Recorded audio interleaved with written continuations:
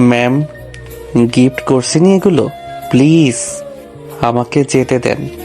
আর আমি এসব করতে পারবো না।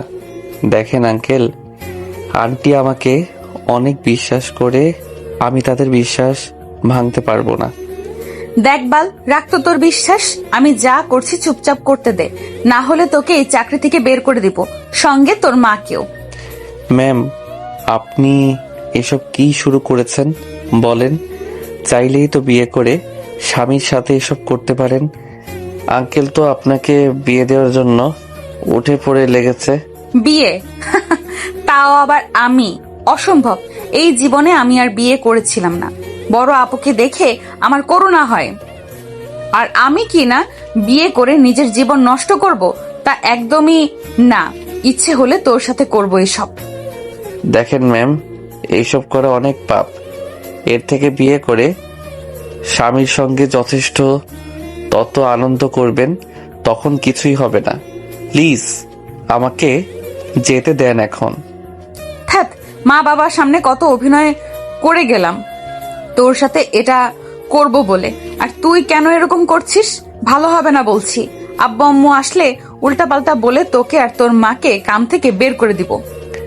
সরি ম্যাম, আমি আর 5টা ছেলের মতো নই। আমি কাজ করতে পারবো না। এখান থেকে বের করে দিলে আমি একটা না একটা কাজ জোগাড় করে নিব, সমস্যা হবে না। কথাটা বলেই স্বাধীন চলে যেতে নেবে, তখনই নেহা স্বাধীনকে পিছন থেকে টান দিয়ে খাটের উপর ফেলে দিয়ে স্বাধীনের উপর উঠে গলা চেপে ধরে বলতে লাগলো। কেন? আমি কি দেখতে সুন্দর না? দেখ কি হট ফিগার। এটা দেখে তো সব ছেলে পাগল হয়ে আমার দিকে তাকিয়ে থাকে। আর তুই কি না আমাকে কাছে পেয়েও দূরে সরিয়ে যাচ্ছিস? তোর মধ্যে কিছু তো একটা আছে, নাকি তুই ছেলে না? ধারবাল ম্যান, আপনি যা ইচ্ছা তাই মনে করেন, সমস্যা নেই। তাও আমাকে যেতে দেন তো। বুঝতে পারছি সোজা আঙুলে ঘি উঠবে না, আঙুলটা বাঁকাতেই হবে। তুই তো কিছু করবি না। দেখ, যা করার আমিই করছি।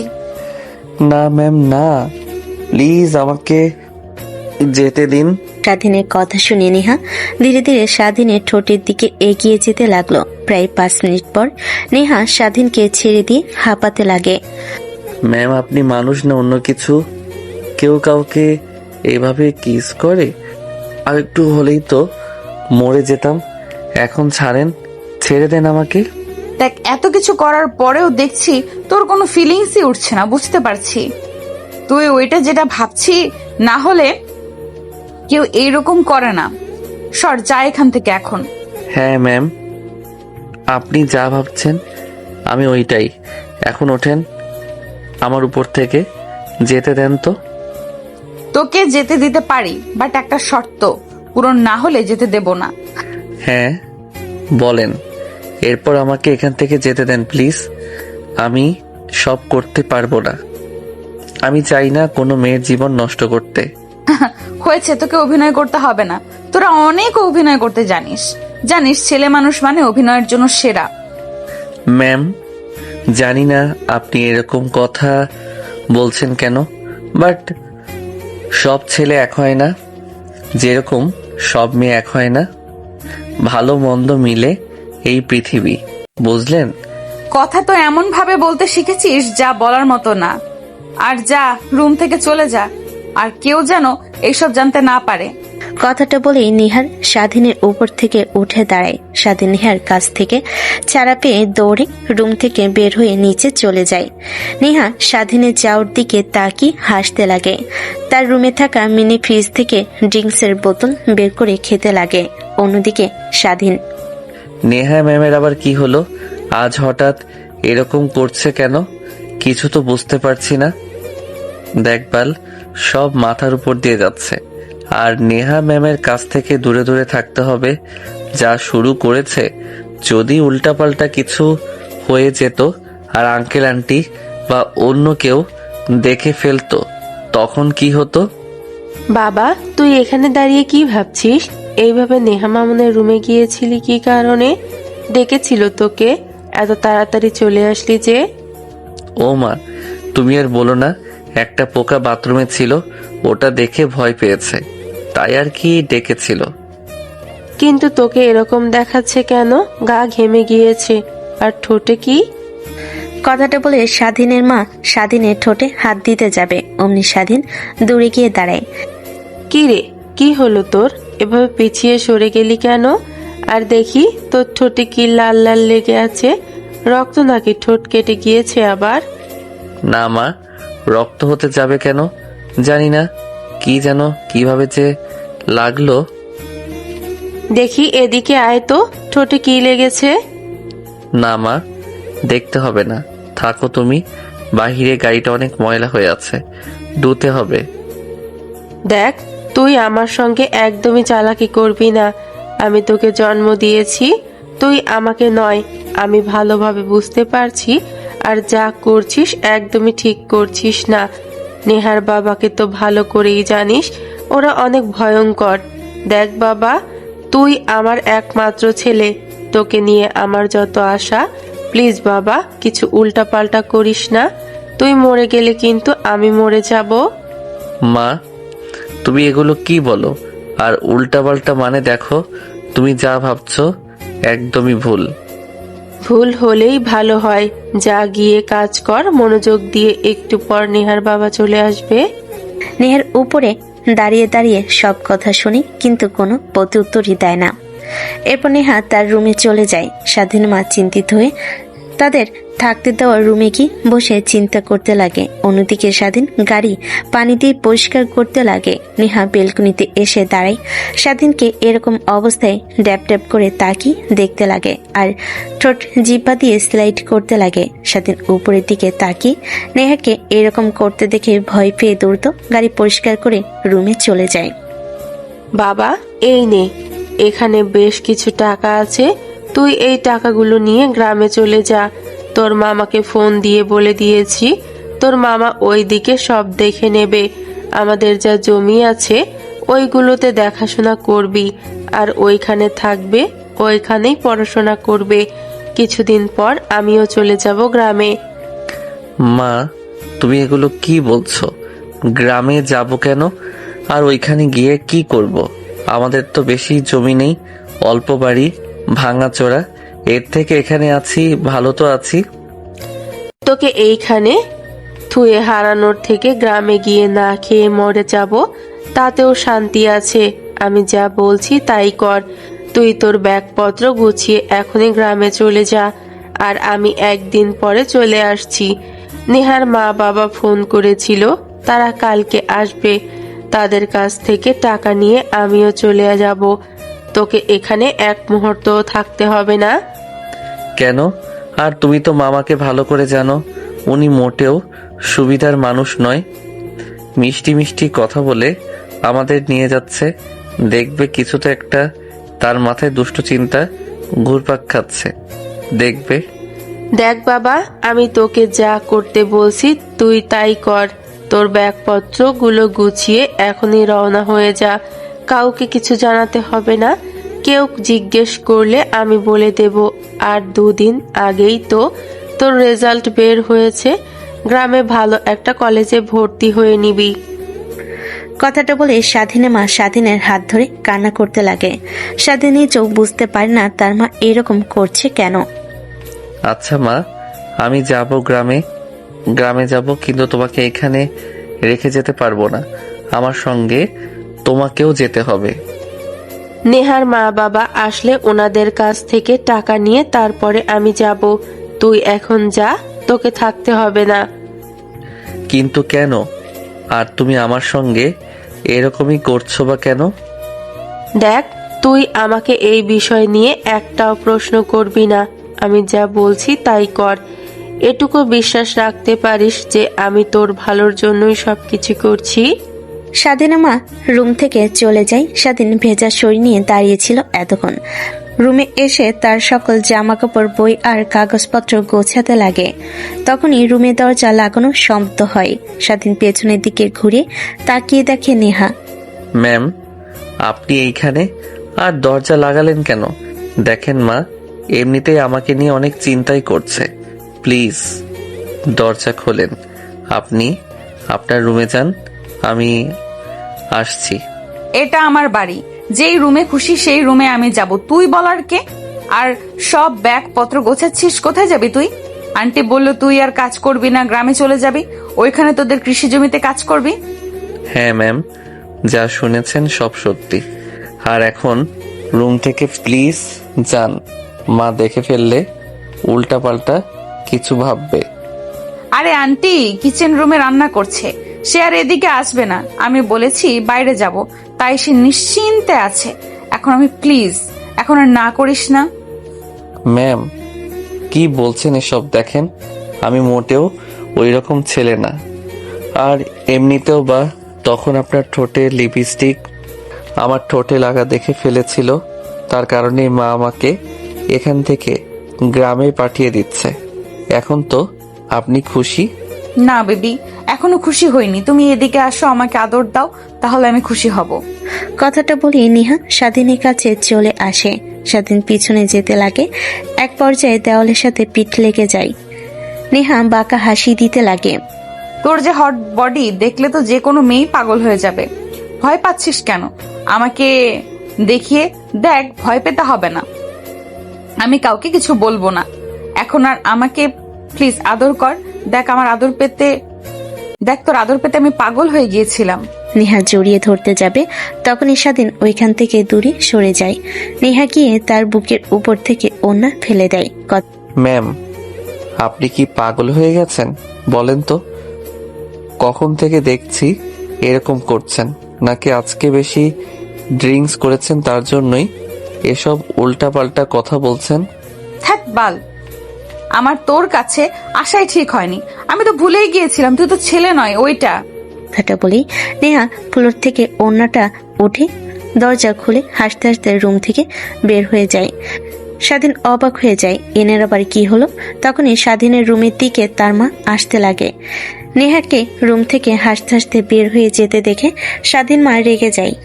রুমে এসে স্বাধীনকে খালি গায়ে শুধু প্যান্ট পরিধান করা দেখে তার রাগ আরো দ্বিগুণ হয়ে যায়। স্বাধীনের কাছে এসে ঠাস ঠাস করে থাপ্পড় লাগিয়ে দেয়। তুই একদম তোর বাবার মতো হয়েছিস।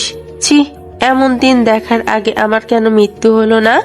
তোকে যত্ন দিয়ে ভালোবেসে এত বড় করেছি, তারপরেও তোর বাবার অভ্যাস তোর মধ্যে।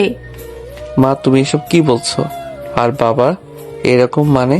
দেখো মা, তুমি আমার কাছ থেকে অনেক কিছু লুকিয়ে আছো। আমি জানি, জেনেও কখনো তোমাকে প্রশ্ন করিনি। স্বাধীনের কথা শুনে তার মা কান্না করতে করতে বসে পড়ে। স্বাধীন তার মার হাত ধরে দাঁড় করিয়ে সোফায় গিয়ে বসিয়ে দেয়। অন্যদিকে নেহা উপর থেকে দাঁড়িয়ে সব দেখতে লাগে। কেন যেন তার অনেক খারাপ লাগতে লাগে। তার কারণে স্বাধীনকে থাপ্পড় দিয়েছে তার মা। দেখ বাবা, আমি অনেক দিন ধরে এই বাসায় কাজ করছি। নেহার মা বাবা যতটা ভালো ততটাই খারাপ। আর তুই নেহার সাথে যা শুরু করেছিস, এর পরিণাম ভালো কিছু হবে না, এটা আমি জানি। তাই আমি চাই না তুই আমার কাছ থেকে দূরে চলে যা। তোর কারণে আজ আমি বেঁচে আছি। দেখ প্লিজ, যা করছিস ওইখানেই সমাপ্ত দিয়ে এখান থেকে তুই তোর গ্রামে মামার কাছে চলে যা। আর আমাকে এ নিয়ে একটা প্রশ্ন প্লিজ করবি না তুই? আচ্ছা মা, ঠিক আছে, গ্রামে চলে যাচ্ছি।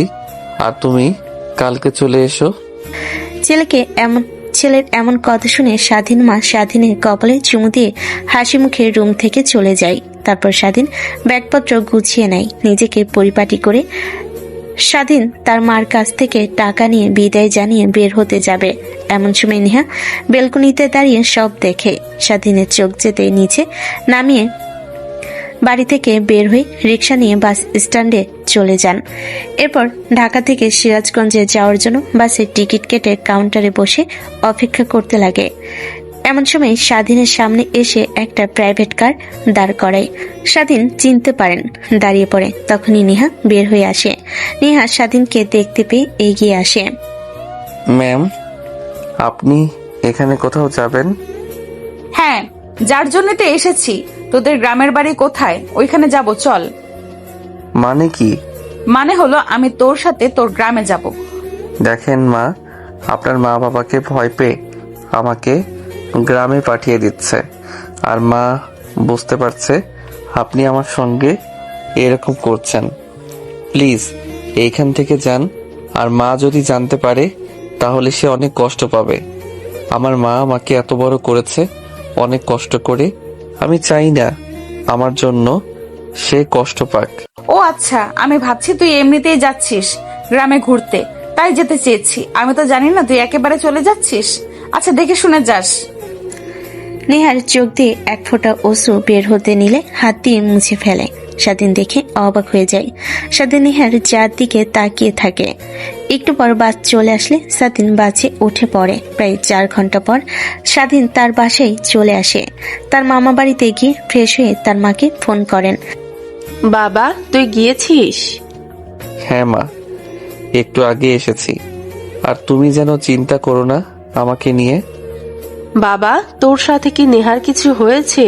ও দেখি কোথায় জানি গিয়েছিল, আসার পর রুমে বসে আছে। খাবার খাওয়ার জন্য 2বার ডাকতে গিয়েছি, কিন্তু কথাই বলছে না। ডেকে ডেকে শেষ পর্যায়ে রেখে এসেছি। দেখো মা, তুমি যা ভাবছো একদমই ভুল। আর আমার সাথে কিছুই হয়নি। তুমি শুধু শুধু ভয় পাচ্ছ।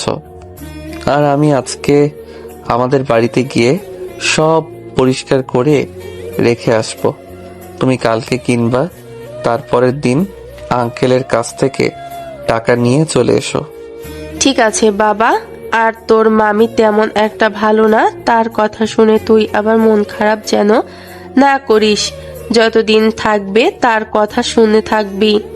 তারপর স্বাধীন তার মায়ের সাথে বেশ কিছুক্ষণ কথা বলে তখনই তার মামা রুমে আসে। কি ব্যাপার ভাগ্নে, প্রায় 3 বছর পর বাড়িতে আসলা, এসে আবার কিন্তু তো দেখাচ্ছ।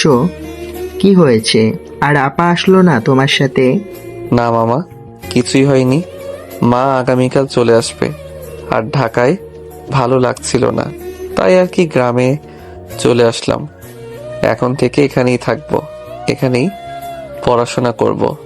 ও আচ্ছা, তা আমরা শুনেছি তোমরা এখানে নাকি বড় লোকেদের বাড়িতে থাকতে, তা টাকা পয়সা কিছু আনোনি সাথে করে? না মামা, টাকা মা দিয়েছে, তা নিয়ে এসেছি। আজকে বাড়িটা ঠিক করতে হবে। আসার সময় দেখে আসলাম টিনগুলো ভেঙে গিয়েছে। বাজার থেকেই কিনে এসে ঠিক করতে হবে। স্বাধীনের কথা শুনে তার মামা মনমরা হয়ে যায়। তারপর স্বাধীনকে বলে, ও আচ্ছা, তাই বলো। ভেবেছি অনেক অনেক টাকা নিয়ে এসেছো। আচ্ছা আসো, খাবার খেয়ে নেবে। তোমার মামি তোমার আসার কথা শুনে অনেক রান্না করেছে। তারপর স্বাধীন তার মামার সাথে রুম থেকে বের হয়ে খাবার টেবিলে এসে খেতে লাগে। খাবার খাওয়া শেষ হলে রুমে গিয়ে রেস্ট নেয়। বিকেলের দিকে বাজারে চলে যায়। বেশ কিছু টিন আর কাঠ কিনে নিয়ে চলে আসে। তারপর সেগুলো দিয়ে বাড়িটা ঠিক করতে লাগে। কে বন্ধু, এতদিন পর তোর ভাইয়ের কথা মনে পড়লো? আর কারোর সঙ্গে কোনো কন্ট্যাক্টও নেই। একবার ভেবেছিলাম তুই বোধহয় মরে গেছিস, নাহলে বাড়িতে আসতে। ও তুই? আরে বলিস না, ফোন হারিয়ে গিয়েছিল। আর তোদের নাম্বার আমার কাছে ছিল না, তাই আর ফোন করতে পারি নাই। সরি রে। ও আচ্ছা, আর সরি বলতে হবে না। তা আন্টিকে কোথাও দেখতে পাচ্ছি না, আন্টি আসেনি তোর সাথে? আরে না, মা এখনো আসেনি, আগামীকাল আসবে। তাই বাড়িটা ঠিক করছি, দেখছি যেহেতু ভেঙে গিয়েছে। হ্যাঁ আচ্ছা, আবার কি শহরে যাবি না? এখানে থাকার চিন্তা ভাবনা করেছিস? আরে না, শহরে যাওয়ার আর কোনো ইচ্ছে নেই আমার। এখানেই থাকবো। কিছু জমি আছে মার, ওইগুলো চাষাবাদ করব। আর পাশের গ্রামের কলেজে ভর্তি হয়ে ওইখানে পড়ব। স্বাধীন তার বন্ধুর সঙ্গে বেশ কিছুক্ষণ কথা বলে তারপর তার বন্ধুকে নিয়ে ঘর পরিষ্কার করতে লাগে। সবকিছু ঠিকঠাক করে রাত হয়ে যায়। তারপর লাইট ফ্যান বাজার থেকে কিনে নিয়ে সেগুলো লাগিয়ে সবকিছু কমপ্লিট করে। যা, সব কমপ্লিট হয়েছে। তোর এখন চল, রবিউল মামার চায়ের দোকানে যাব। ওখানে সবাই বসে আমাকে অনেক ফোনে করেছিল, তোর কথা বলিনি, সবাইকে সারপ্রাইজ দিব। আচ্ছা চল, আমি দরজাগুলো তালা দিয়ে আসছি। তারপর স্বাধীন তার বন্ধু দুজনে মিলে গ্রামের মেঠো পথ দিয়ে হেঁটে যেতে লাগে। জ্যোৎস্না মাখা রাতটা যেন স্বাধীন অনেক মিস করছিল। অনেকদিন মন ভরে তা উপভোগ করতে লাগে। হাঁটতে হাঁটতে প্রায় 5 মিনিট পর একটা চায়ের দোকানে আসে। দেখে সবাই গল্প করছে। স্বাধীন সেইখানে যেতেই সবাই অবাক হয়ে দাঁড়িয়ে পড়ে। এক এক করে স্বাধীনকে এসে সবাই জড়িয়ে ধরতে লাগে। আরে এই মাত্র তো আসলাম, সব জানতে পারবি। ওয়েট কর। আর তোরা এভাবে বসে আছিস? চায়ের অর্ডার দে, আর বিলটা আজকে আমি দেব। চায়ের বিল তুই দিবি নাকি আমরা দেবো? নাকি ঢাকা থেকে টাকা ইনকাম করে এসেছিস লাখ লাখ? কথাটা বলে সবাই হাসতে লাগে, সঙ্গে স্বাধীনও হাসতে লাগে। একটু পরে চা আসলে খেতে লাগে, আর স্বাধীন তার বন্ধুদের সঙ্গে আড্ডা দিতে লাগে।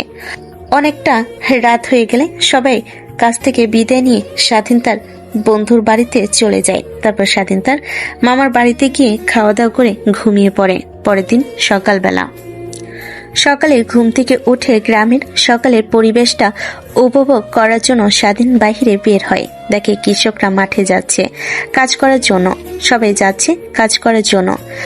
স্বাধীন অনেকদিন পর দেখে, অনেক ভালো লাগে। একটু হাঁটাহাঁটি করে বাসায় যায়।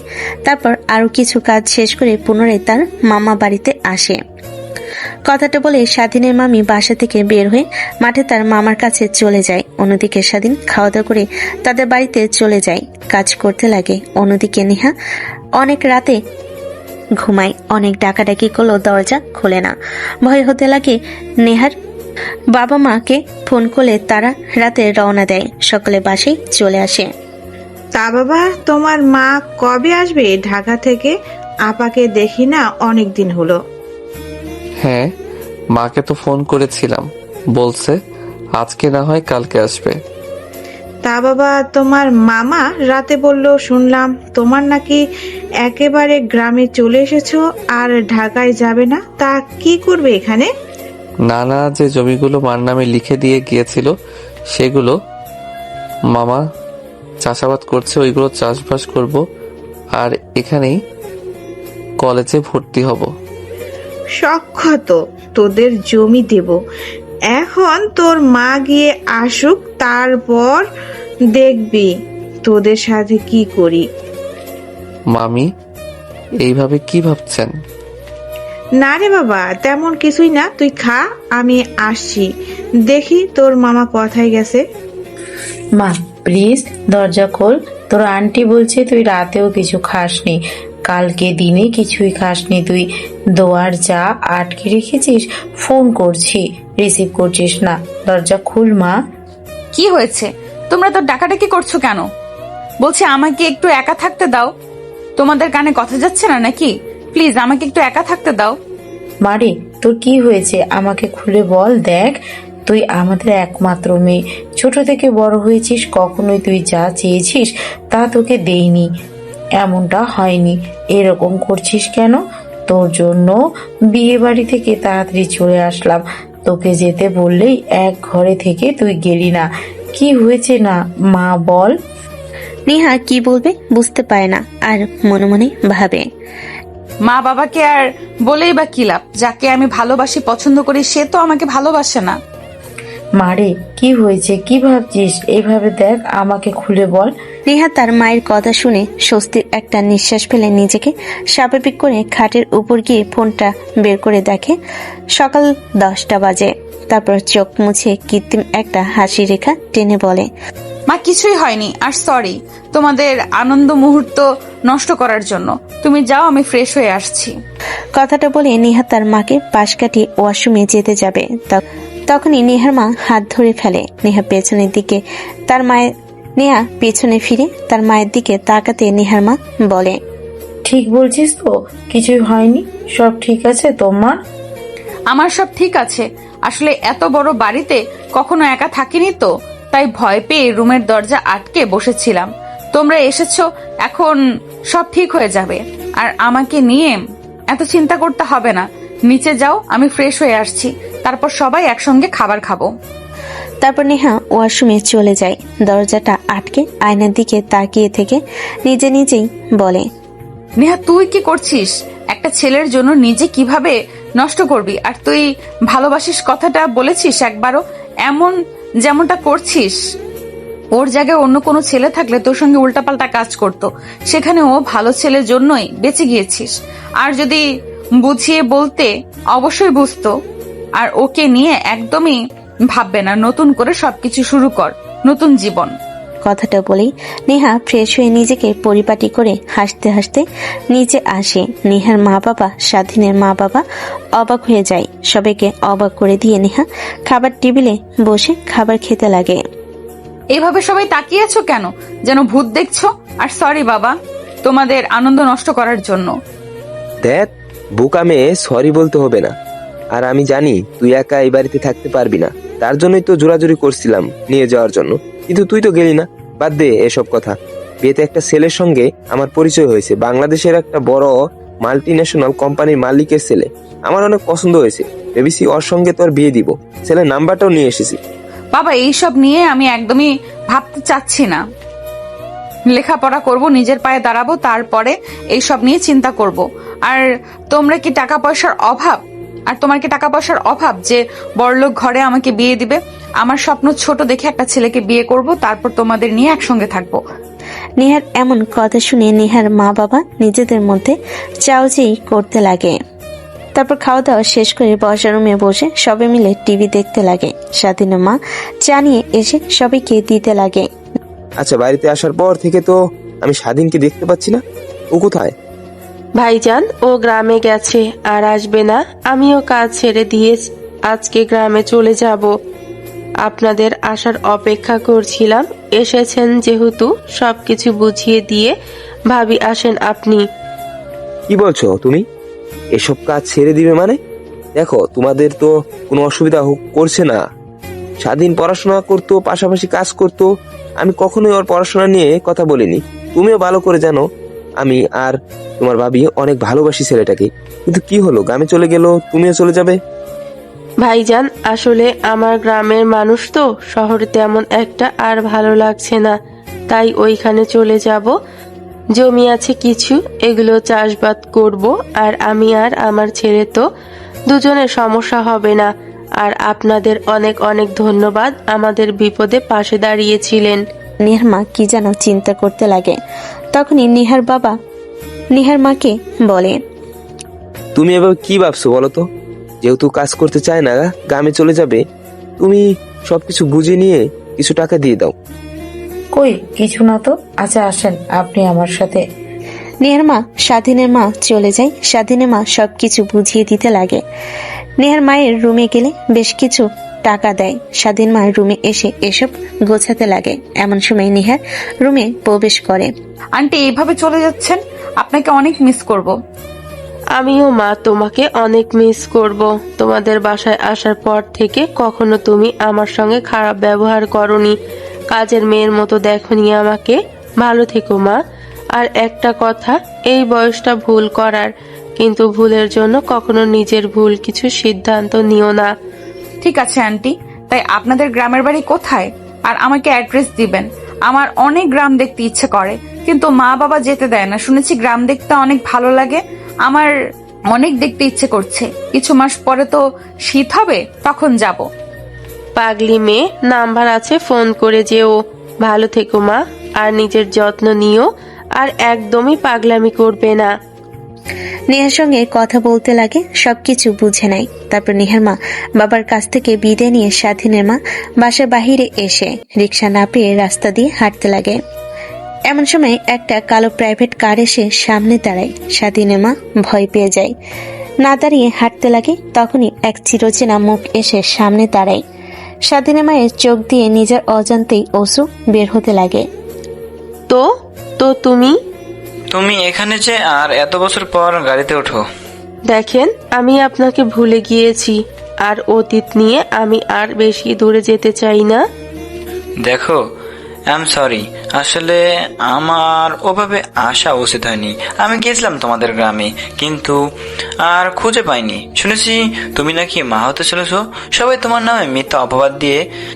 তাই তুমি মিথ্যা অপবাদ নিয়ে গ্রাম ছেড়ে ঢাকায় চলে এসেছো। অনেক খুঁজেছি, কিন্তু হঠাৎ কখনো ভাবতেও পারিনি এত বছর পর। তারপর স্বাধীনের বাবা স্বাধীনের মায়ের হাত থেকে ব্যাগপত্র নিয়ে গাড়ির ডিকিতে রেখে দেয়। গাড়িতে উঠে বসে স্বাধীনের মা। স্বাধীনের বাবা ড্রাইভ করতে লাগে। এখন কোথায় যাচ্ছ তুমি? আর আমার ছেলে কোথায়? আমার গ্রামের বাড়ি তো চেনো না, ওই দিকে যাও, গ্রামে যাব। আর তোমার ছেলেকে অনেক যত্ন করে বড় করেছি, তাকে নিয়ে এসো।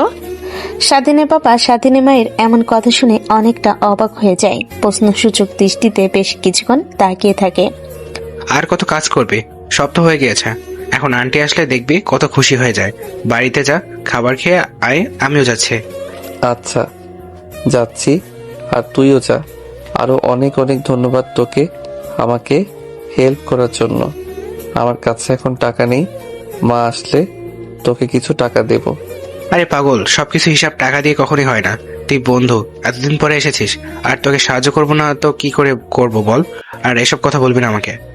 তারপর স্বাধীন তার বন্ধুর সঙ্গে কথা বলতে বলতে তার মামা বাসায় চলে আসে।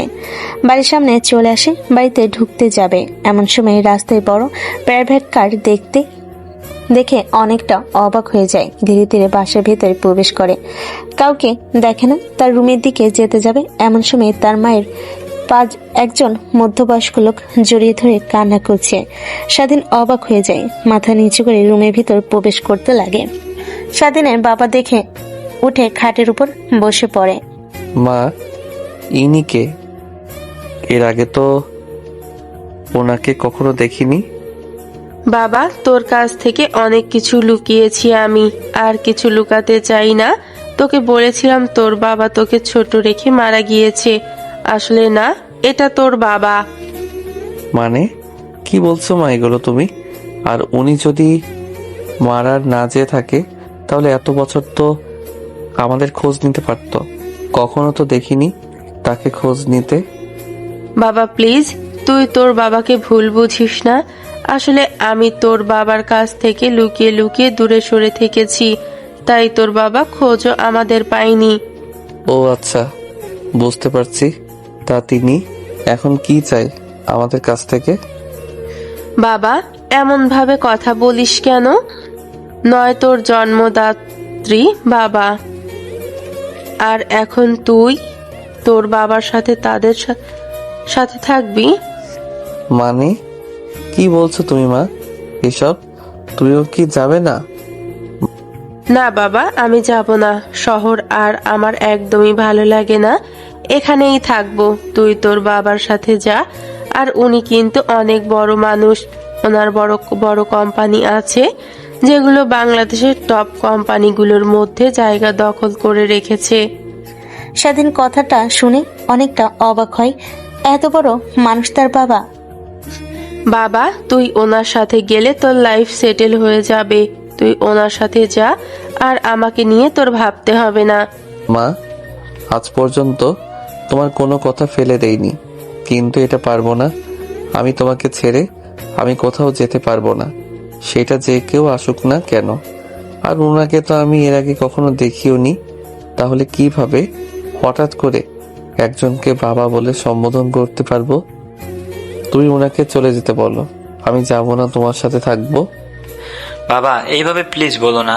দেখো, তোমাকে আর তোমার মাকে আমি অনেক খোঁজার চেষ্টা করেছি, কিন্তু কোথাও পাইনি।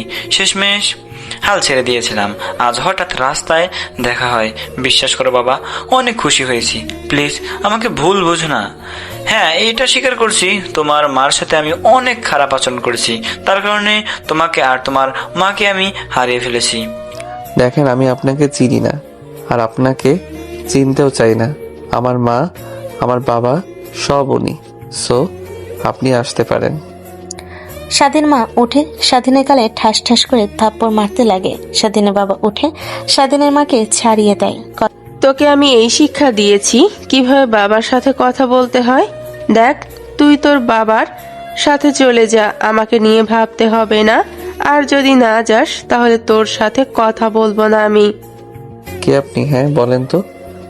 আপনার জন্য আমার মা জীবনের প্রথম আমার গায়ে হাত তুলেছেন। প্লিজ আপনি চলে যান, আর নেক্সট টাইম আসবেন না।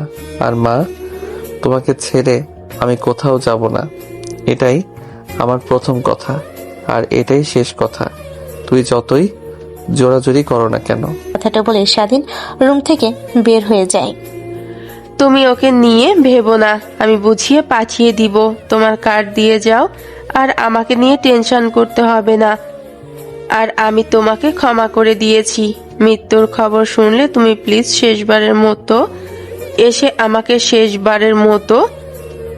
তুমি কবরে শুইয়ে দিও। দেখো, আমি তোমাকে বিদেশে নিয়ে গিয়ে চিকিৎসা করাবো, তোমাকে বাঁচিয়ে তুলবো, আগের মতো হয়ে যাবে। প্লিজ, তুমি শুধু একবার রাজি হও। পাগলের মতো কান্না করতে হবে না। ডাক্তার বলেছে আমি একদম লাস্ট স্টেজে আছি।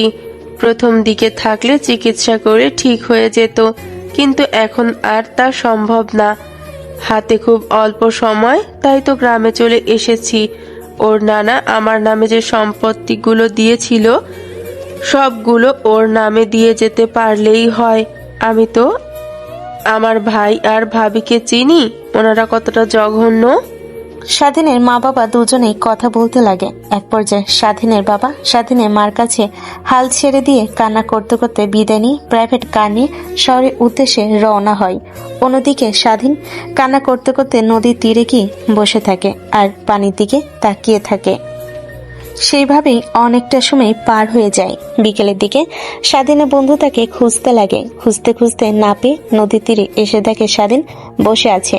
স্বাধীনের পাশে তার বন্ধু বসে পড়ে। তুই এখানে এসে বসে আছিস আর তোকে কোথায় কোথায় খুঁজে পাচ্ছি না। তখনই মনে পড়ে গেল ছোটবেলার কথা। তুই তো মন খারাপ হলে নদীর পাড়ে এসে বসে থাকতে, তাই এসে দেখি এখানে বসে আছিস। ছোট্ট অভ্যাসটা এখনো গেল না তো? আরে দেখো না, কখনো যাকে দেখিনি আজ হঠাৎ এসে বলছে সে আমার বাবা। আর মাও কি পাগল হয়ে গেছে নাকি আমাকে তার সঙ্গে যেতে বলছে? দেখ, আমি আন্টিকে চিনি, উনি যা করছে তোর ভালোর জন্য করেছে। আমি বলি তুই রাজি হয়ে যা। আন্টি তো আমাকে বুঝিয়ে বলল, শুনে মনে হলো তোর বাবা অনেক অনেক বড় লোক, আর এভাবে চলতে হবে না। তুইও এসে এভাবে শুরু করলি? দেখ, ছোট্ট থেকে যাকে দেখিনি কখনো আমাদের খোঁজ নেয়নি, আর আমি কিভাবে মাকে ছেড়ে তার সাথে যাব বল? এই টপিক বাদে তুই যদি কথা বলতে চাস তাহলে বল, না হলে প্লিজ চুপ থাক। আচ্ছা ভাই, সরি, আমাকে ক্ষমা করে দে। এখন চল আমার সাথে, চায়ের দোকানে যাই, সবাই বসে আছে। আচ্ছা চল তাহলে। তারপর দুজনে উঠে চায়ের দোকানের দিকে যেতে লাগে। স্বাধীন দোকানে বসে থেকে তার বন্ধুদের সঙ্গে আড্ডা দিতে লাগে। রাত অনেক হলে বাড়িতে যায়, দেখে তার মা এখনো বসে আছে খাটের উপরে, যেন কোনো কিছু নিয়ে চিন্তা করছে। স্বাধীন তার মায়ের পাশে গিয়ে বসে। মা, আই এম সরি, আর প্লিজ তুমি আমাকে ক্ষমা করে দাও। পাগল ছেলে, ক্ষমা চাইতে হবে না। আর আমি তোর ভালো চাই। তুই তোর বাবার কাছে গেলে তোকে আর এভাবে থাকতে হবে না। দেখো মা, আমি ওনাকে চিনি না, আর আমি ওনার কাছে যেতেও চাই না। যেখানে তুমি যাবে না সেখানে আমি কখনোই যাব না। তুমি আমার বাবা, তুমি আমার মা। কথাটা বলে স্বাধীন তার মাকে জড়িয়ে ধরে। স্বাধীনের মার চোখ দিয়ে অশ্রু বের হতে লাগে, হাত দিয়ে মুছে ফেলে বলে, পাগল ছেলে, এত ভালোবাসিস আমাকে, যদি এখন মারা যাই তখন কিভাবে থাকবি তুই বল? মা কি বলে এসব? তুমি দেখো, তুমি মারা যাবে কেন? এসব কথা বললে কিন্তু আমার অনেক কষ্ট হয়। তোমার সাথে কথাই বলবো না আমি আর। দেখো পাগল ছেলের কথা, সবাইকে মরতে হবে বুঝলে, তাই আমাকে ছেড়ে বাঁচতে শেখো।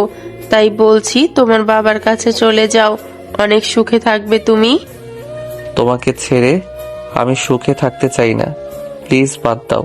আর চলো খাবার খাবো, অনেক ক্ষুধা লেগেছে, দুপুরে তো কিছুই খাইনি। আচ্ছা তুই এখানে বস, আমি খাবার নিয়ে আসছি। রুম থেকে বের হয়ে খাবার নিয়ে রুমে এসে স্বাধীনকে খাইয়ে দিতে লাগে। স্বাধীন তৃপ্তি নিয়ে খেতে লাগে। খাওয়া দাওয়া শেষ করে স্বাধীন অন্য আরেকটি রুমে গিয়ে ঘুমিয়ে পড়ে। পরের দিন সকাল হতেই স্বাধীনের ঘুম ভেঙে যায়। উঠে ফ্রেশ হয়ে নামাজ পড়ে নেয়, একটু হাঁটাহাঁটি করে বন্ধুদের সঙ্গে। তারপর বাড়িতে আসে, দেখে তার মামি রান্না করছে। স্বাধীন তার মামির কাছে গিয়ে বলে, মামি, তুমি একা রান্না করছো যে? মা কি এখনো ঘুম থেকে ওঠেনি? ম্যাম সাহেব তো এখন আসছে, দেখো পড়ে পড়ে ঘুমাচ্ছে। শহরে তো মানুষের বাড়িতে কাজ করে খেত, এখন তো এটাই তার নিজের বাড়ি, আর আমরা হচ্ছি চাকর। মামি, তুমি এগুলো কি বলছো? আচ্ছা, আমি আর মা আজকে আমাদের বাড়িতে চলে যাব। এখন তো মা ছেলে এসেইছো আমাদের ধ্বংস করার জন্য। যাবি কেন? থাক আরো 2-3 মাস আমার বাড়িতে খেয়ে সবকিছু ধ্বংস করে তারপর যাস। স্বাধীন কোনো কথাই বলে না। রাগ হতে লাগে, উঠে রুমে আসে, দেখে তার মা এখনো ঘুমাচ্ছে। স্বাধীন গিয়ে তার মাকে ডাকতে লাগে, কিন্তু কোনো সারা শব্দই পায় না। স্বাধীন ভয় পেয়ে কাছে গিয়ে হাত ধরে ঝাঁকাতে লাগে আর ডাকতে লাগে, মা এখনো ঘুম থেকে ওঠোনি? এত বেলা হয়ে গিয়েছে, চলো আমরা আমাদের বাড়িতে যাব। এইখানে আর এক মুহূর্ত থাকবো না। কিন্তু কোনো সাড়াই পায় না। স্বাধীন ভয় পেয়ে যায়, কাঁথা সরিয়ে দেখে ঘুমিয়ে আছে। নাকের কাছে হাত নিয়ে যেতে ভয় পেয়ে যায়, খানিকটা দূরে সরে যায়। পুনরায় ওঠে, দৌড়ে আবার তার মায়ের কাছে আসে, হাতের পালস চেক করতে লাগে, কিন্তু কোনো সারা শব্দই পায় না। স্বাধীন জোরে জোরে ডাকতে লাগে আর কান্না করতে লাগে। এমন করতে দেখে স্বাধীনের মামা আর মামি দুজনেই আসে।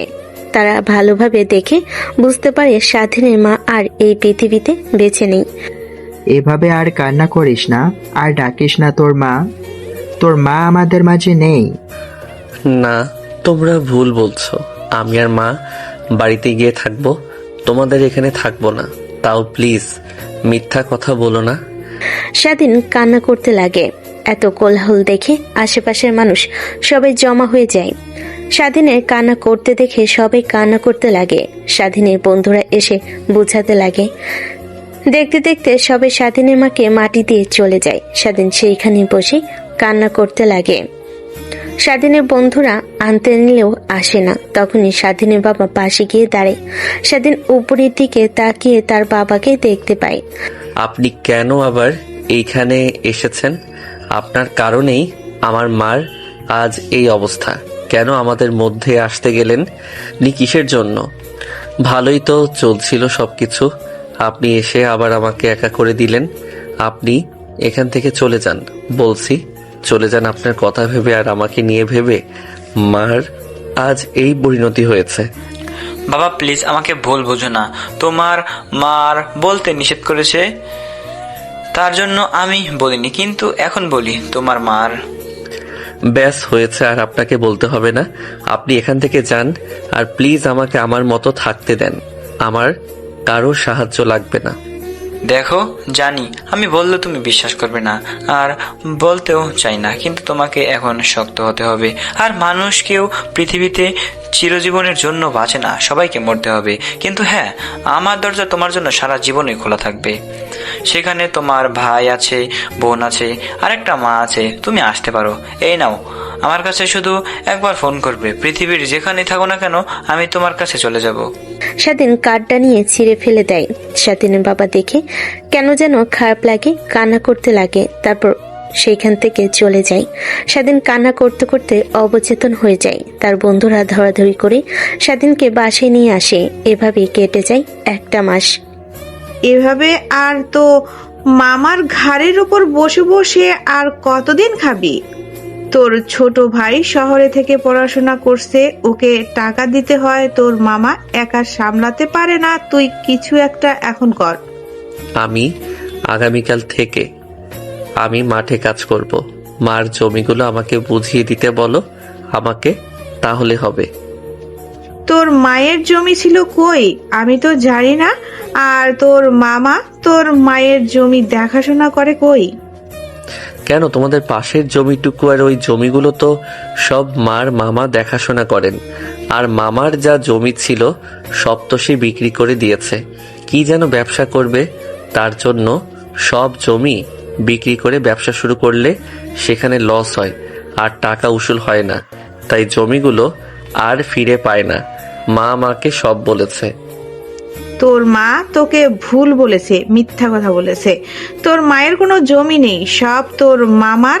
আর তোরা যে বাড়ি করেছিস ওটাও তোর মামার। তোর মামা দয়া করে তোর মাকে থাকতে দিয়েছিল, আর তোর মা তার জমি সব বিক্রি করে দিয়ে ঢাকায় চলে গিয়েছিল তোকে নিয়ে। স্বাধীন আর তার মামির দুজনে কথা কাটাকাটি করতে লাগে। তখনই তার মামা চলে আসে।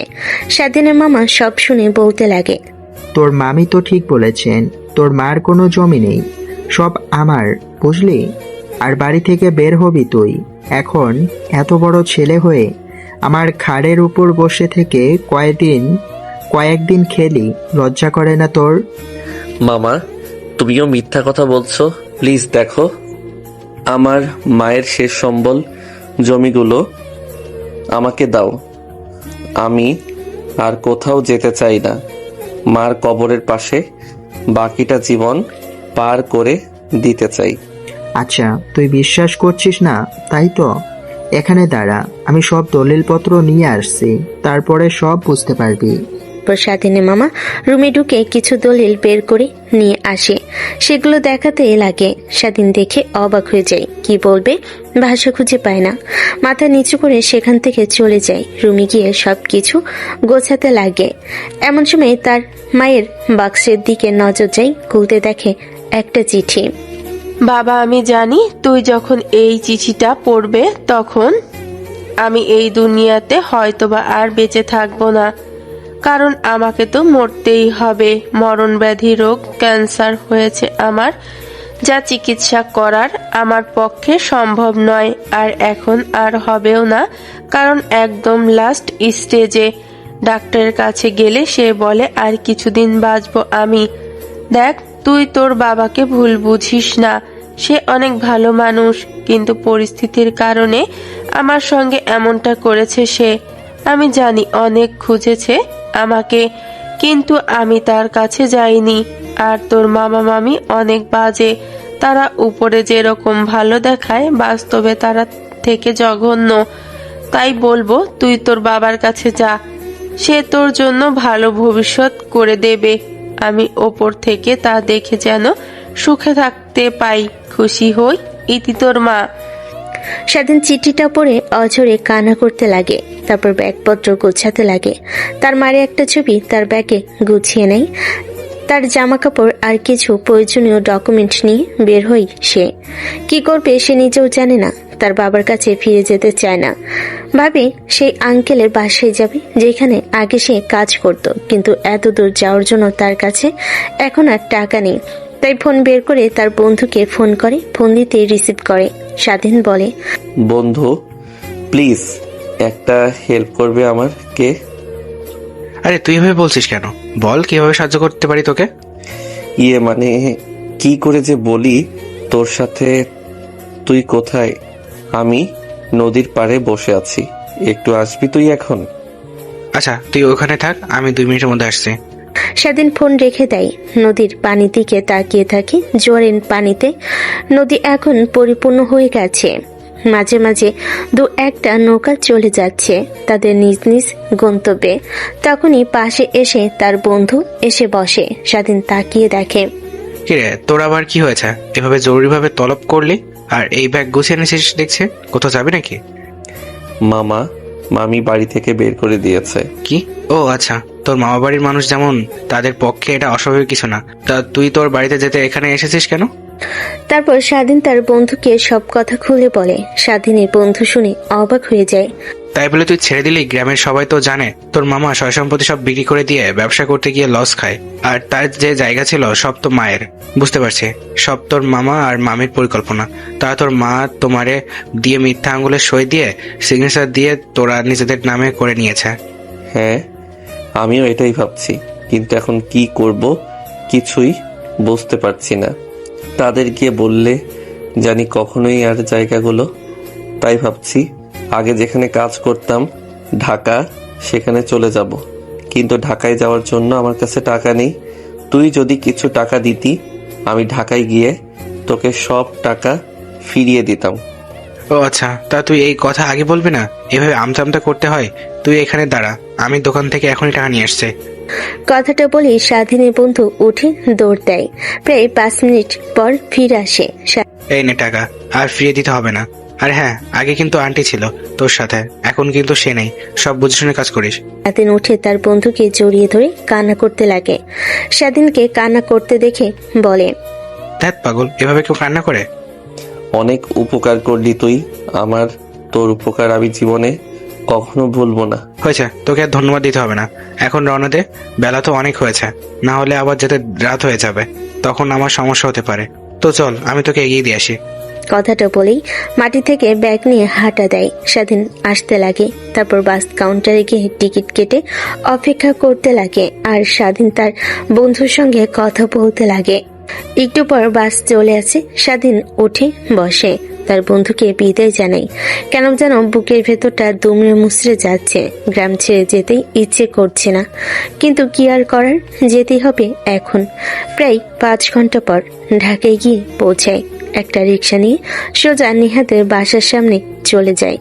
দারোয়ান স্বাধীনকে দেখে বলে, আরে বাবা, তুমি এতদিন পরে কোথা থেকে? স্যারকে জিজ্ঞাসা করলে বলতো যে তুমি আর তোমার মা চলে গিয়েছে গ্রামে, আর আসবে না। আজ হঠাৎ? আর তোমার মা কোথায়? তাকে তো দেখছি না। স্বাধীন দারোয়ানকে জড়িয়ে ধরে কান্না করতে লাগে। দারোয়ান স্বাধীনকে তার কাছ থেকে ছাড়িয়ে বলে, কি হয়েছে বাবা? তোমরা এভাবে কান্না করছো কেন? এমন দেখাচ্ছে কেন তোমাকে? তারপর স্বাধীন দারোয়ানকে সব কথা খুলে বলে। স্বাধীনের কথা দারোয়ান শুনে অনেক কষ্ট পায়। আচ্ছা বাবা, ভিতরে যাও। স্যার ম্যাডাম সবাই বাড়িতে আছে, আমি তোমার ব্যাগ নিয়ে আসছি। স্বাধীন দরজা খুলে বাড়ির ভিতরে প্রবেশ করে চিরচেনা বাড়িটা মেন দরজা গিয়ে নক করতে নিহার মা এসে দরজা খুলে দেয়। স্বাধীনকে দেখে অবাক হয়ে যায়। স্বাধীন, তুমি আজ এতদিন পর হঠাৎ কি মনে করে?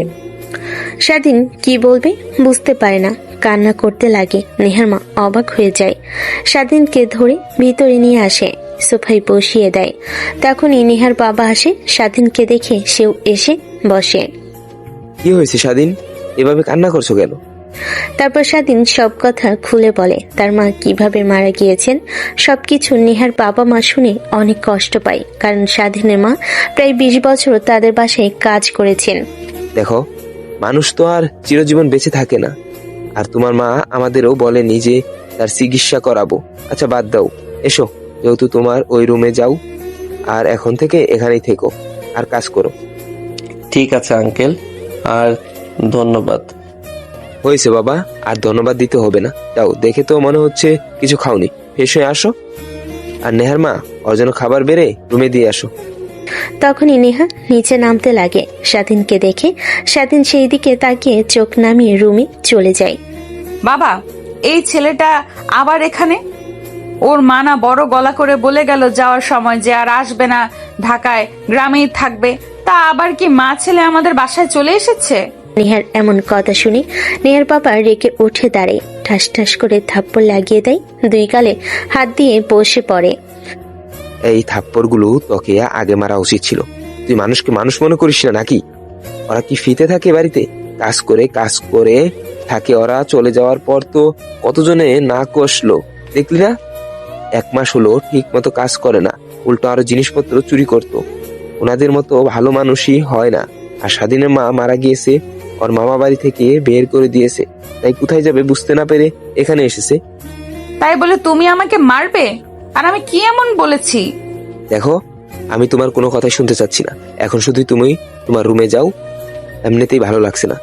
নেহা উঠে দাঁড়িয়ে দেখে তার মা আর বাবা দুজনেই মনমারা হয়ে বসে আছে। নেহার অনেক খারাপ লাগছে, কিন্তু বুঝতে না দিয়ে উঠে রুমে গিয়ে দরজা আটকে দেয়। ফ্ল্যাশব্যাক। দেখো মা, আমরা অনেক গরিব। স্বাধীনকে অনেক কষ্ট করে বড় করেছি, আমার একমাত্র ছেলে। আমি চাই না ওর জীবন নষ্ট হোক। তুমি অনেক ভালো, আমি লক্ষ্য করেছি তুমি ওকে ভালোবাসো। কিন্তু একটা কথা কি, বামন হয়ে কখনো চাঁদে হাত বাড়াতে হয় না। তোমার বাবা মা আমাকে অনেক বিশ্বাস করে।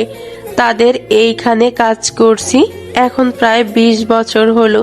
কখনো আমাকে তোমার বাবা তুই করেও বলেনি। কিন্তু আমি চাই না এরকম কিছু কখনো হোক, তাই আমরা চলে যাচ্ছি। আর তুমি নিজের যত্ন নিও মা। বর্তমান স্বাধীনের মায়ের কথাগুলো নেহা ভাবতে লাগে আর অঝরে কান্না করতে লাগে। চিন্তা করবেন না আন্টি, আগে হয়তোবা বুঝতে পারিনি, কিন্তু এখন সব বুঝতে পারছি। আর আপনার ছেলেকে হাতছাড়া করছিল, নিজের করে তার নেওয়া অবধি। আমি আপনার মতো ওর পাশে আজীবন থেকে ছায়া দিয়ে যাব। কথাটা বলে নেহা নিজেকে স্বাভাবিক করে নেয়। তারপর বেলকুনিতে গিয়ে দাঁড়ায়, দেখে স্বাধীন বাহিরে দাঁড়িয়ে থেকে কার সঙ্গে যেন কথা বলছে। তুই চিন্তা করিস না, আমি চলে এসেছি। তাদের বলেছি, তারা অনেক কষ্ট পেয়েছে, আমাকে থাকতে দিয়েছে। সে আগের কাজ, তাদের বাসায় কাজ করতে হবে। দেখি পাশাপাশি লেখাপড়াটা চালিয়ে যেতে পারি কিনা। আচ্ছা দেখ, বুঝিয়ে বললে ঠিক পারবি। আর ফ্রি হলে আমাকে ফোন করিস। আচ্ছা, এখন ফোন রাখি, ফ্রি হয়ে তোকে আবার ফোন করব। নেহা নিচে এসে কথা বলতে দেখে উল্টাপাল্টা চিন্তা করতে লাগে। স্বাধীন রুমে এসে দেখে নেহার মা খাবার টেবিলে রেখে দিয়ে যাচ্ছে। আন্টি, আপনি কষ্ট করতে গেলেন কেন? আমাকে বললে আমি খেয়ে আসতাম। কেন বাবা, এত দূর পর্যন্ত জার্নি করে এসেছো, শরীরটা অনেক ক্লান্ত, খেয়ে ঘুমিয়ে নাও, এত কথা বলো না তো। ঠিক আছে আন্টি, আর ধন্যবাদ। স্বাধীনের কথা শুনে নেহার মা একটা হাসি দিয়ে রুম থেকে চলে যায়। স্বাধীন ওয়াশরুমে গিয়ে ফ্রেশ হয়ে তোয়ালে দিয়ে হাত মুছতে মুছতে রুমে এসে দেখে নেহা তার খাটের উপর বসে ফোনে কি যেন দেখছে। ম্যাম, আপনি এখানে? কেন আসতে পারি না নাকি? তা না, কিন্তু এত রাতে আমার রুমে আঙ্কেল আন্টি দেখলে অন্য কিছু মনে করবে। যা মনে করার তা করুন, তোকে নিয়ে ভাবতে হবে না। এখন বল, বাইরে তখন দাঁড়িয়ে হেসে হেসে কার সঙ্গে কথা বলছিলি, আর তোর ফোনের লক কি? ম্যাম, আমার গ্রামের বন্ধুর সঙ্গে কথা বলছিলাম, জানিয়ে দিলাম যে ঠিক মতো এসেছি। আর আমার ফোনে লক আপনাকে বলবো কেন? দেখেন, আপনি যা শুরু করেছিলেন তার জন্যই কিন্তু মা আমাকে এখান থেকে গ্রামে নিয়ে গিয়েছিল। প্লিজ আমাকে একটু একা থাকতে দিবেন। আপনি যা ভাবছেন তা কখনো সম্ভব না। থাক, এত কথা বলিস না তো, খাবার খা, অনেক টায়ার্ড দেখাচ্ছে তোকে। স্বাধীন ফোন হাতে নিয়ে লক খুলতে নেহা তার ফোন চেয়ে নিয়ে দেখতে লাগে। স্বাধীন সেদিকে আর না মনোযোগ দিয়ে খাবার খেতে লাগে। খাবার খাচ্ছিল, নেহার দিকে নজর যেতে দেখে তার দিকে অপলক দৃষ্টিতে তাকিয়ে আছে। বিয়ে করবি আমাকে তুই? ম্যাম, কি বলেন আপনি? বিয়ে? তাও আবার আপনাকে শুধু শুধু হাসালেন, এখন আবার বিয়ের ভূত মাথায় উঠেছে? আরে আমি সিরিয়াস, সত্যি বলছি, আমাকে বিয়ে করবি? নেহাকে সিরিয়াস ভাবে বলতে দেখে স্বাধীন বিষম খেয়ে যায়।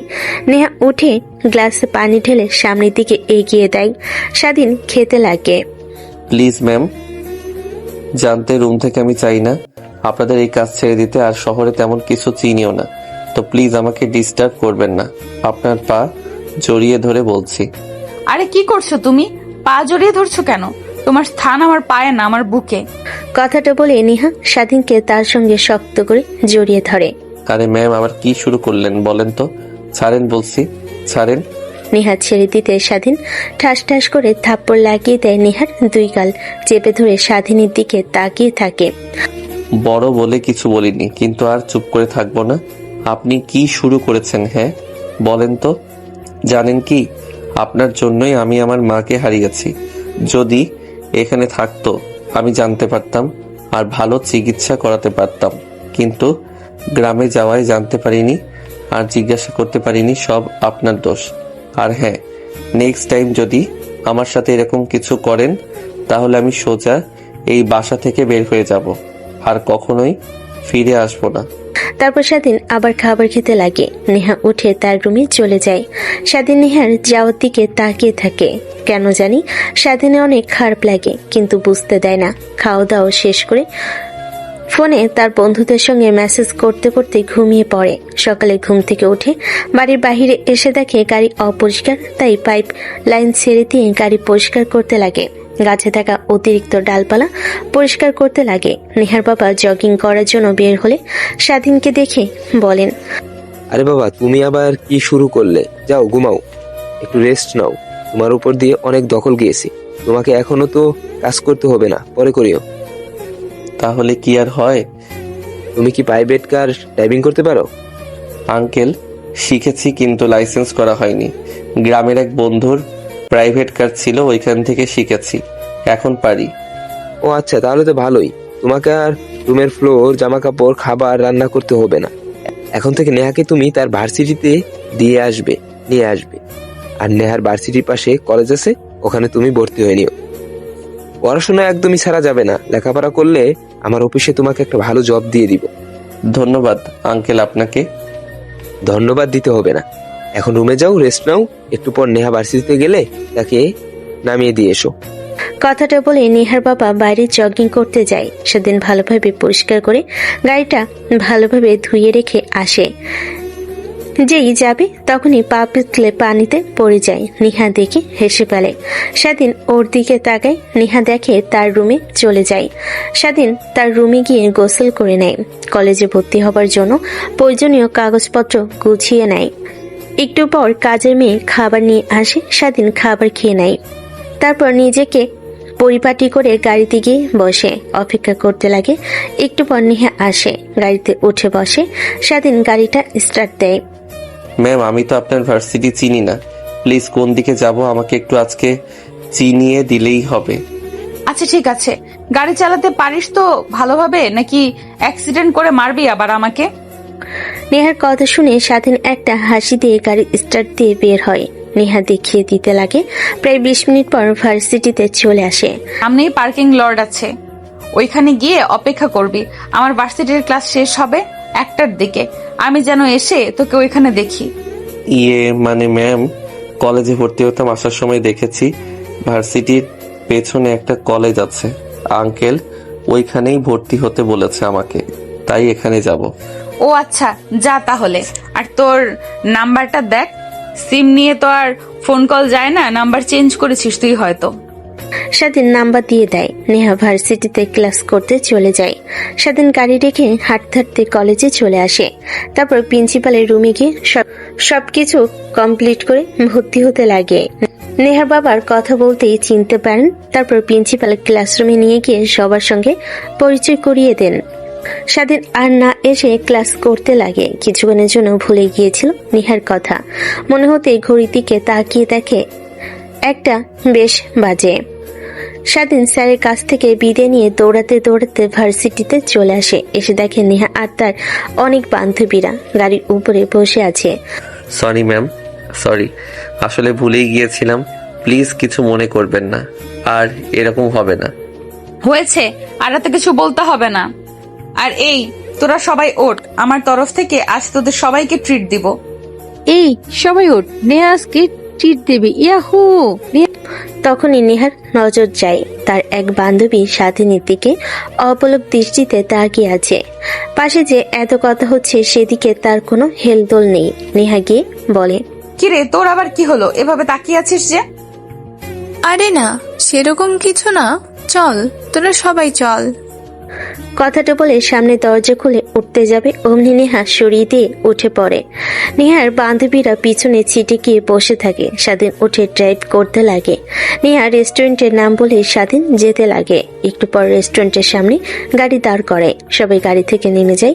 স্বাধীন নামে না, সাথে ওই মেয়েটাও। কিরে তোকে কি এবার দাওয়াত দিয়ে আনতে হবে নাকি? আয়।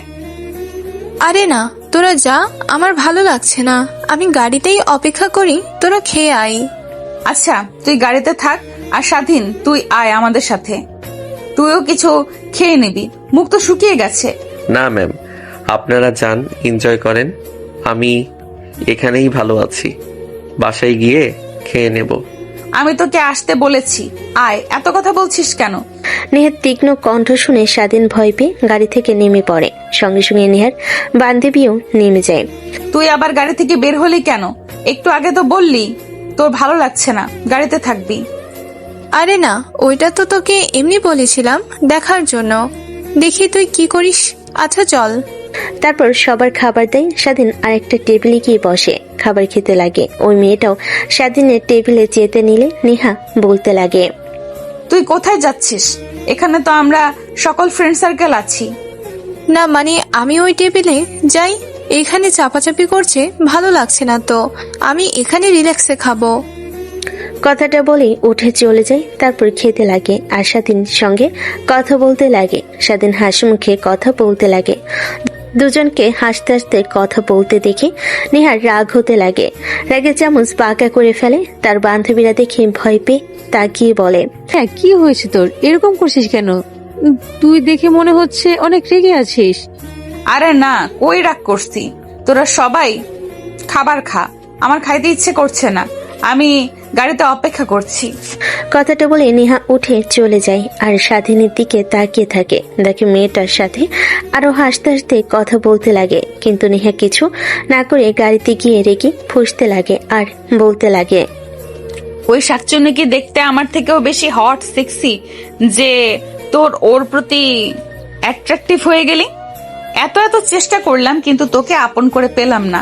এখন কিনা আমার সামনে আমার বান্ধবীর সাথে হেসে হেসে কথা বলছিস, আবার টিস্যু দিয়ে মুখ মুছে দিচ্ছিস। ওয়েট, বাসায় যাই, তারপর তোকে দেখাচ্ছি।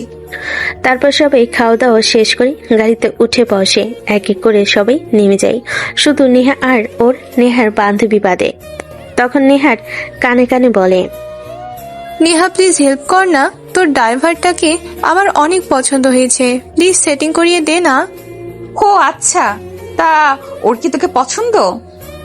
কথা বলে যা বুঝতে পারলাম আমাকেও পছন্দ হয়েছে, শুধু বলতে পারছে না। কি সত্যি? আরে হ্যাঁ। আচ্ছা, আমার বাসায় এসে গেছে, এখানে দাঁড়াও। যা বললাম প্লিজ বলিস ওকে, আমি ফোন করে বলবো। কথাটা বলে নেহার বান্ধবীগুলো নেমে যায়। স্বাধীন গাড়ি স্টার্ট দিয়ে সোজা বাসায় চলে যায়। গাড়ি পার্কে রেখে নামতেই দেখে নেহা তার দিকে রাগীভাবে তাকিয়ে আছে। ম্যাম, এভাবে তাকিয়ে আছেন কেন? আর আপনাকে দেখে এত রাগী মনে হচ্ছে, কিছু কি হয়েছে? না, কিছুই হয়নি। কথাটা বলে নেহা চলে যায়। স্বাধীন তার রুমে চলে যায়। ফ্রেশ হয়ে বাইরে বের হতে দেখে নেহা এক হাতে ঝাড়ু নিয়ে রাগীভাবে দাঁড়িয়ে আছে। স্বাধীন দেখে ভয় পেয়ে যায়। পুনরায় ওয়াশরুমে ঢুকতে যাবে, অমনি নেহা দৌড়ে গিয়ে কলার চেপে ধরে রুমের মাঝখানে নিয়ে এসে দাঁড় করে, ঝাড়ু দিয়ে মারতে লাগে। ম্যাম, কি করছেন? প্লিজ ছাড়েন আমাকে। আর মারছেন কেন? মারছি কেন বুঝতে পারছিস না? হ্যাঁ, আমার সামনে আমার বান্ধবীর সাথে হেসে হেসে কথা বলিস, আবার নাম্বারও দিয়েছিস। শুনলাম এত দূর অব্দি চলে গিয়েছিস, আর আমি বললেই না না সম্ভব না। নেহার কথা শেষ না হতেই ফোনটা বেজে ওঠে। নেহা ফোন হাতে নিয়ে দেখে তার বান্ধবীর নাম্বার। রেগে ফোন আশা দিয়ে ভেঙে ফেলে। ম্যাম, কি করলেন এটা? আমার একটাই ফোন ভেঙে ফেললেন। ওইটাতে আমার কত বন্ধুর নাম্বার ছিল, ওদের সঙ্গে মেসেজ করতাম। ভালো হয়েছে ভেঙে ফেলেছি। এখন আর কোনো মেয়ের সঙ্গে কথা বলতে পারবি না তুই, আর এখন আমার সাথে থাকবি। স্বাধীনের কলার ধরে টানতে টানতে নেহা বাহিরে নিয়ে আসে। বসার রুমে টানতে টানতে নিয়ে যায়, দেখে তার মা বাবা বসে আছে। নেহাকে স্বাধীনের কলার ধরে আনতে দেখে নেহার বাবা মা দাঁড়িয়ে যায়। আরে কি হয়েছে স্বাধীনের? কলার এভাবে ধরে এসে রেখেছিস কেন? স্যার, ছেলেটা কষ্ট পাচ্ছে তো। না বাবা, ছাড়বো না ওকে। ওকে আগে বলতে বলো আমাকে বিয়ে করতে রাজি কি না। যদি রাজি থাকে তারপর ছাড়বো। নেহার এমন কথা শুনে নেহার মা আর বাবা দুজনেই অবাক হয়ে যায়। কি বলছিস এসব তুই? নেহা, মাথা ঠিক আছে তোর? হ্যাঁ মা, মাথা ঠিক আছে। আমি ওকে ভালোবাসি, প্রায় 2 বছর হলো বলতে গিয়েও বলতে পারিনি। এখন যখন বললাম তখন না আমাকে পছন্দ হয় না, আর আমার বান্ধবীদের নাম্বার নেয়, ওদের সঙ্গে হেসে হেসে কথা বলে। আঙ্কেল আন্টি, প্লিজ ভুল ভাববেন না, আমার এটাতে কোনো মত নেই। ম্যামকে প্লিজ ছাড়তে বলেন, আমি বাড়ি থেকে বের হয়ে যাব। না না সোনা, তোমাকে আর ছাড়ছি না। আর বাবা, তুমি কাজীকে এখন আসতে বলো। আর এখন যদি আমাকে স্বাধীনের সঙ্গে বিয়ে না দাও, তাহলে তুমি আমার মরা মুখ দেখবে, এই বলে দিলাম। মেয়ের এমন কথা শুনে নেহার মা আর বাবা অবাক হয়ে যায়। নেহাকে বোঝাতে লাগে, কিন্তু নেহা নাছর বান্দা। এক পর্যায়ে নেহার বাবা মা স্বাধীনের দিকে তাকিয়ে রাজি হয়ে যায়। কাজী সাহেবকে ফোন করে চলে আসে, বিয়ে পড়িয়ে দেয়। বিয়ে পড়ানো শেষ হলে রাতে স্বাধীন সাদিকি আকাশের চাঁদের দিকে তাকিয়ে থাকে। এমন সময় নেহার বাবা এসে স্বাধীনের কাঁধে হাত রাখে। বাবা, আমার একটাই মেয়ে, আমার মেয়ে কখনো আমি কষ্ট পেতে দেইনি, তাই রাজি হয়েছি। বাবা, তুমিও আমার মেয়েকে কষ্ট দিবে না, এটাই আশা করি। আর এখানে না দাঁড়িয়ে থেকে যাও, তোমার জন্য অপেক্ষা করছে। নেহার বাবার পাশ হয়ে স্বাধীন সালাম করে নিচে চলে আসে নেহার রুমের সামনে। নেহা এসে দরজা খুলে দিয়ে স্বাধীনের পায়ে সালাম করতে গেলে স্বাধীন নেহার মাথায় হাত বুলিয়ে দিয়ে বলে, বেঁচে থাকো মা, বেঁচে থাকো। দোয়া করি স্বামী সংসার মনোযোগ দিয়ে করো। আমাকে মা বলা? আমি তোর মা হই? ওরে দেখাচ্ছি তোকে। কথাটা বলে নেহা দরজা আটকিয়ে দেয়। স্বাধীন কলার টেনে খাটের কাছে নিয়ে গিয়ে ফেলে দেয়। নেহা স্বাধীনের উপর উঠে কিস করতে লাগে। এমন সময় তার ফোনে রিং হতে লাগে। হাতে নিয়ে দেখে তার বান্ধবী। রেগে যায়, তারপরও রিসিভ করে। নেহা, তোকে যে কিভাবে বলবো, তোর বাসার ওই ড্রাইভারটাকে আমার অনেক পছন্দ হয়েছে। ওকে ফোন করলাম, রিসিভ করলো, কিন্তু কোনো কথা বললো না। এখন দেখি যে ফোনের রিং বন্ধ দেখাচ্ছে। প্লিজ ওরকে গিয়ে বল না আমার সঙ্গে কথা বলতে। ও আচ্ছা, তা ম্যাম, আপনি যাকে নিয়ে স্বপ্ন দেখছেন সে এখন বাসর করতে ব্যস্ত। কি কি বলছিস কি তুই? কথাটা বলতেই নেহার বান্ধবী ফোনটা কেটে দেয়। স্বাধীন আর নেহা দুজনেই হাসতে লাগে। তারপর হাসতে হাসতে দুজনে হারিয়ে যায় ভালোবাসার এক অতল গভীরে।